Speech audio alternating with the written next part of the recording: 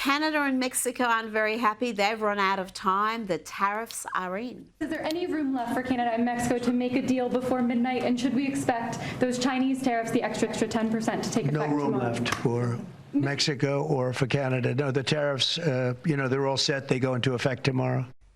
Alex, we know Canada and Mexico are understandably unhappy about all this. What's the reaction been in the States? Because imports from those countries are going to cost more. Is there any sort of a backlash to these tariffs?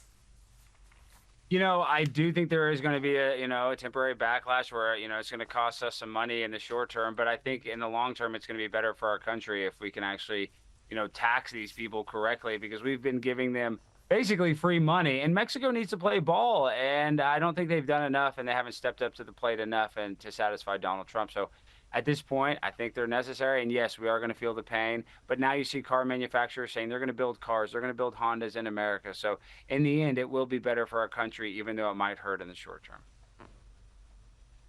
Well, yeah, this is all about long-term boosting manufacturing in America, boosting investment, and making it an even bigger economic powerhouse. Now, I have to ask you about the Oscars before you go.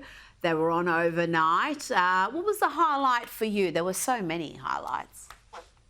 Oh my gosh, what a virtue signal fest. I do have to say, I thought Conan O'Brien did a good job, and I really liked Adam Sandler, wearing his basketball shorts. That was the highlight of the night for me. But, just the virtue signaling and the Academy. But you know what, Rita, do you remember how cool the Academy Awards used to be? Everybody was watching it. I mean, there was a Sunday night, the whole world watched it. Now nobody cares. So Hollywood has lost its luster.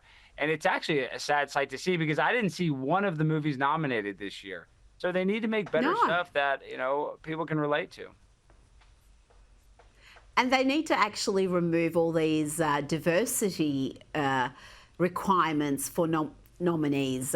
And also, make better movies, pick better options. But I don't think you're alone. I think many people have not seen or even heard of some of these nominations, and it's lost all relevance. It's no longer a night where you tune in eagerly to see who's going to be the best actor and the best actress. And I was surprised, I've got to say, though, that there wasn't more political activism. There's a teeny tiny bit, but given that it's the first month of Trump's second term, I was expecting to see speech after speech after speech decrying the state of America and MAGA and all things Trump.